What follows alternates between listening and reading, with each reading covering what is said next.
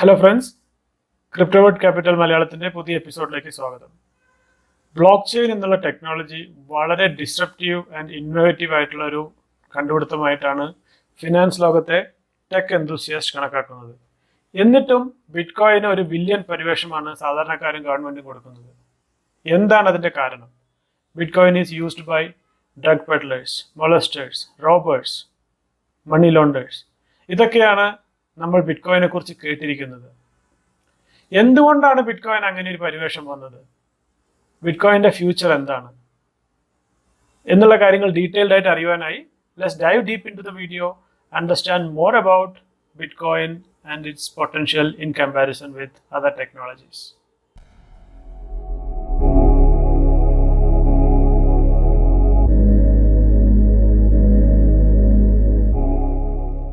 ഈ വീഡിയോയിൽ പറയുന്ന കാര്യങ്ങൾ തികച്ചും എഡ്യൂക്കേഷനും എൻ്റർടൈൻമെൻറ്റിനും വേണ്ടി മാത്രമുള്ളതാണ്. ക്രിപ്റ്റോ ഒരു അൺറെഗുലേറ്റഡ് അസറ്റ് ക്ലാസ് ആയതുകൊണ്ടും ഹൈലി വോളറ്റൈൽ ആൻഡ് റിസ്കി ആയതുകൊണ്ടും nothing in this video should be treated as a financial advice. Bitcoin ട്രാൻസാക്ഷന് ഒരു ഗവൺമെൻറ്റിൻ്റെയും അപ്രൂവൽ വേണ്ട. ബിറ്റ്കോയിൻ ട്രാൻസാക്ഷൻസ് അനോണിമസ് ആണ്.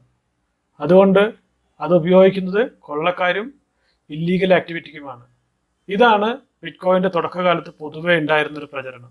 ഈവൻ ഇപ്പോഴും ക്രിപ്റ്റോയെക്കുറിച്ച് അറിയാത്ത ഒരു സാധാരണക്കാരുടെ ഇടയിലുള്ള ഒപ്പീനിയൻ ബിറ്റ്കോയിൻ സ്കാം ആണ്. It is used four illegal activities only. അങ്ങനെയാണ് ഒരു ഇമേജ്.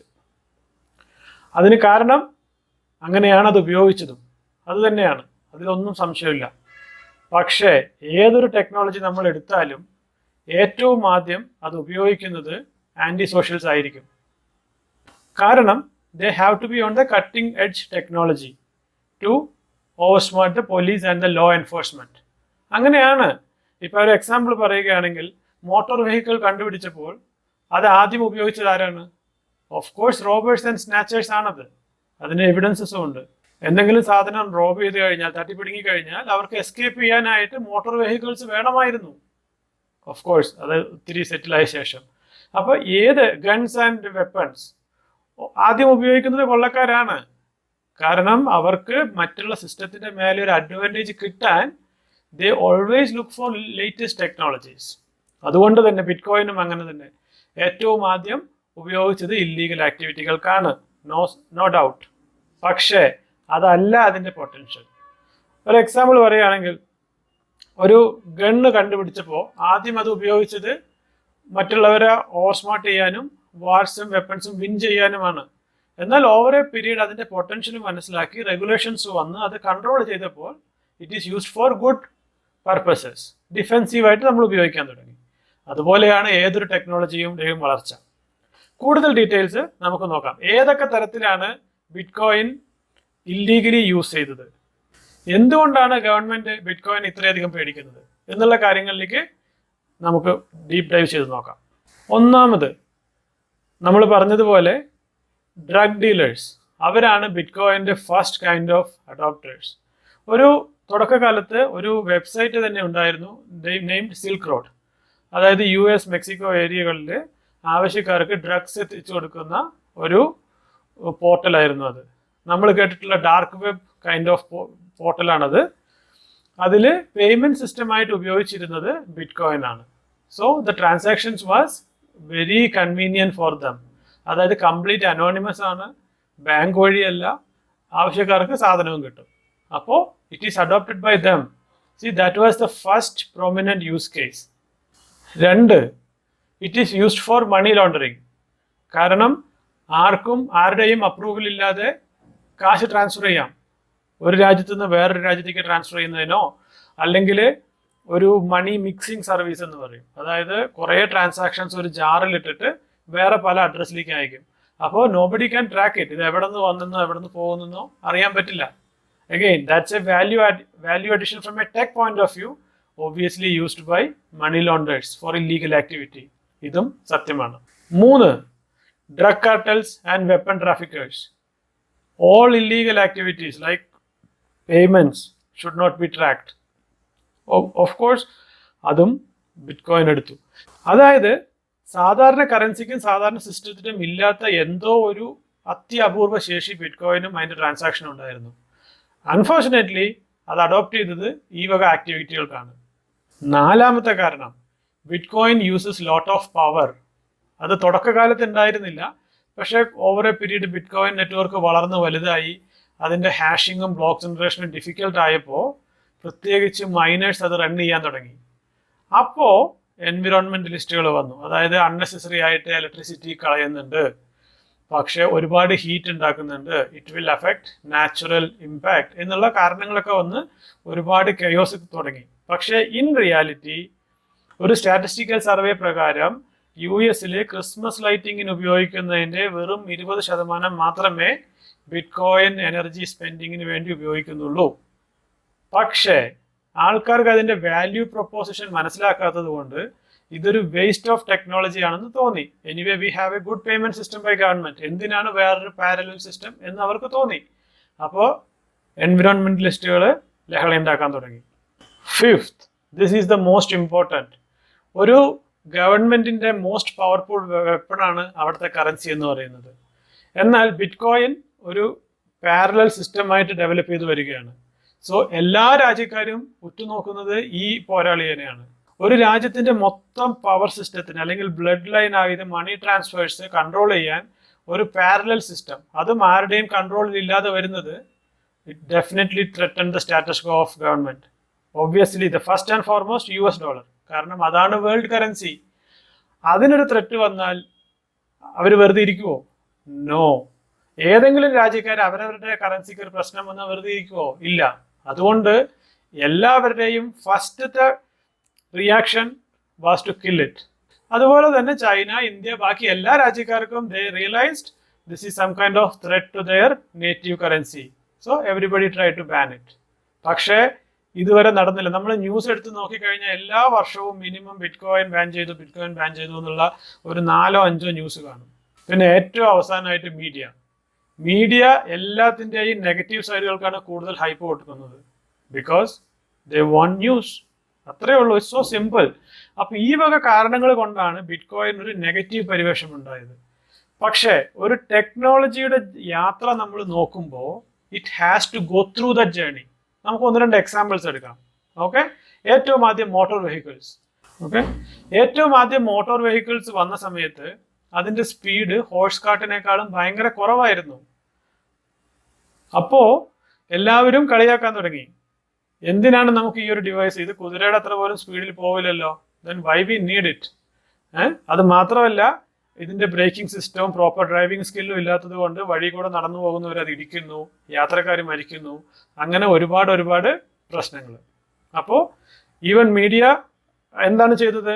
അല്ല കണ്ടുപിടുത്തത്തെ പുകഴ്ത്തിയോ? ഇല്ല. They were reporting only the accidents. They were reporting the calamities or the nuisance caused by these vehicles to others. കാരണം മറ്റുള്ളവർ നടന്നു പോകുമ്പോൾ ഇതൊരു ന്യൂയിസൻസ് ആയിരുന്നു. എന്നിട്ട് അവരെന്ത് ചെയ്തു? They introduced a red flag act. This act is so ridiculous. എന്താണത്? അതായത് ഒരു കാറ് പോകണമെങ്കിൽ അതിന് 3 പേര് വേണം. ഇതാണ് റൂള്. അതായത് ഒരു ഡ്രൈവർ, ഒരു എഞ്ചിനീയർ ഹാസ് ടു സൂപ്പർവൈസ്, ആ ഒരു ഡ്രൈവർ പ്രോപ്പറായിട്ട് ഓടിക്കണ്ടോ എന്ന് നോക്കണം. ഇത് കൂടാതെ ഒരാള് കൊടി പിടിച്ച് ഒരു 100 അടി മുന്നില് കാറിന്റെ മുന്നിൽ ഓടണം. ഇത്രയും പവർഫുൾ ആയിട്ടുള്ള ഒരു ടെക്നോളജീനെ ഒരാള് ഒരു കൊടി പിടിച്ച് മുന്നിൽ ഓടണം എന്നുള്ളൊരു റൂള് വെച്ച് സപ്രസ് ചെയ്യാൻ നോക്കി UK ഗവൺമെന്റ്. സോ ഏതൊരു ടെക്നോളജിയും പുതിയതായിട്ട് വരുമ്പോൾ അവർക്ക് അതിൻ്റെ ഇമ്പാക്റ്റ് മനസ്സിലാക്കാൻ കുറച്ച് സമയമെടുക്കും. അതുവരെ government will try to control it and regulate it. See, that is correct from government part. Government has to ensure safety of their people. അതുകൊണ്ട് ഗവൺമെന്റ് അത് ചെയ്യണം. അതിന്റെ ഉപയോഗം ക്ലിയർ ആയിട്ട് ഡിഫൈൻ ആകുന്നത് വരെ they have to be cautious. അതിൽ തെറ്റൊന്നുമില്ല. പക്ഷേ ഇങ്ങനെയാണ് ഏതൊരു ഡിസപ്റ്റീവ് ആയിട്ടുള്ള ടെക്നോളജിയും വളർന്നു വരുന്നത്. ബിറ്റ്കോയിനും ആ ഒരു പ്രോസസ്സിൽ തന്നെയാണ്, അതിൽ മാറ്റമൊന്നുമില്ല. ഈ പടം ആ റെഡ് ഫ്ലാഗ് റൂളിന്റെ ഒരു റെപ്രസെന്റേഷൻ ആണ്. ഇവിടെയും നമ്മൾ മനസ്സിലാക്കേണ്ടത് എന്താണ്? ഗവൺമെന്റ് ഈ റൂൾസുകളെല്ലാം ഇംപ്ലിമെന്റ് ചെയ്യുമ്പോഴും ഇത് ആദ്യം അഡോപ്റ്റ് ചെയ്തത് ആരാണ്? Definitely thieves and robbers.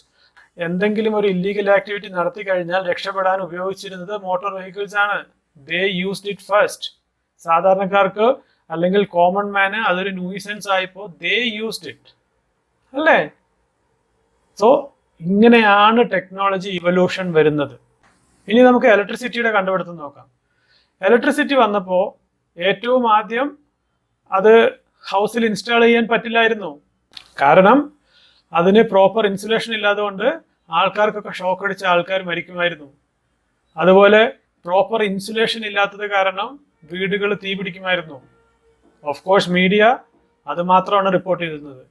അന്ന് കാലത്ത് ആൾക്കാർക്ക് ഇലക്ട്രിസിറ്റിയുടെ ഉപയോഗവും അറിഞ്ഞിട്ടുണ്ടായിരുന്നില്ല, അത് വെച്ച് പ്രവർത്തിക്കേണ്ട യന്ത്രങ്ങളും ഉണ്ടായിരുന്നില്ല. അപ്പൊ ആ ഒരു സിറ്റുവേഷനിൽ അവിടെയും ആദ്യം അത് അഡോപ്റ്റ് ചെയ്തതാരാണ്? The rich and affluent. അവർക്കത് അഡോപ്റ്റ് ചെയ്യാൻ പറ്റുമായിരുന്നു. അവർ പ്രോപ്പർ ഇൻസുലേഷനും കാര്യങ്ങളും വെച്ച് അവരുടെ വീടുകളിൽ അത് ലൈറ്റ് ഇംപ്ലിമെന്റ് ചെയ്യാൻ തുടങ്ങി. അങ്ങനെയാണ് ടെക്നോളജി വരുന്നത്. പോട്ടെ, നമുക്ക് നമ്മുടെ നാട്ടിൽ എക്സാമ്പിൾ എടുക്കാം. നമ്മുടെ നാട്ടിൽ റീസെന്റ് കമ്പ്യൂട്ടേഴ്സ് ഇൻട്രൊഡ്യൂസ് ചെയ്തപ്പോൾ, നമ്മുടെ ഓഫീസുകൾ ഇൻട്രൊഡ്യൂസ് ചെയ്തപ്പോൾ അവിടെ എല്ലാവരുടെയും സമരമായിരുന്നു. എന്തുകൊണ്ടാണ്? അവരുടെ ജോലി പോകുമെന്നുള്ള പേടി, അല്ലേ? പക്ഷെ എന്ന് വെച്ച് കമ്പ്യൂട്ടർ വരാതിരുന്നോ? നോ. കമ്പ്യൂട്ടർ എന്നുള്ളത് ഒരു ഡിസ്ട്രപ്റ്റീവ് ആയിട്ടുള്ള ഒരു ഇന്നോവേഷൻ ആയിരുന്നു. അത് നമ്മുടെ വാല്യൂ അഡീഷൻ ആണ് തരുന്നത്. അനദർ എക്സാമ്പിൾ, നമ്മുടെ നാട്ടിൽ ട്രാക്ടേഴ്സും മെക്കാനിക്കൽ എക്യുപ്മെന്റ്സും കൃഷിക്ക് വേണ്ടി വന്ന സമയത്ത് കർഷകർ അതിനെതിരായിരുന്നു. കാരണം കർഷകരുടെ ജോലി പോകും എന്നുള്ളതായിരുന്നു. അതുകൊണ്ട് അവരതിനെ എതിർത്തു. പക്ഷേ കൃഷി യന്ത്രങ്ങൾ, കാർഷിക ഉപകരണങ്ങൾ ഒരു ഡിസ്ട്രപ്റ്റീവ് ആയിട്ടുള്ള ടെക്നോളജിയാണ് ഫാമിംഗ് ഫീൽഡിൽ. അതുകൊണ്ട് അത് വന്നു, ആൻഡ് ഇപ്പോൾ അത് ഉപയോഗിക്കുന്നു. അപ്പൊ ആക്ച്വലി ഒരു പുതിയ ടെക്നോളജി മാർക്കറ്റിലേക്ക് വരുമ്പോൾ കുറേ പേർക്ക് കുറേ കൺഫ്യൂഷൻസ് ഉണ്ടാവും. They will be tensed and it will be adopted by some set of criminals also. അത് ആ ഒരു ടെക്നോളജിയുടെ അഡാപ്ഷന്റെ ഭാഗമാണ്.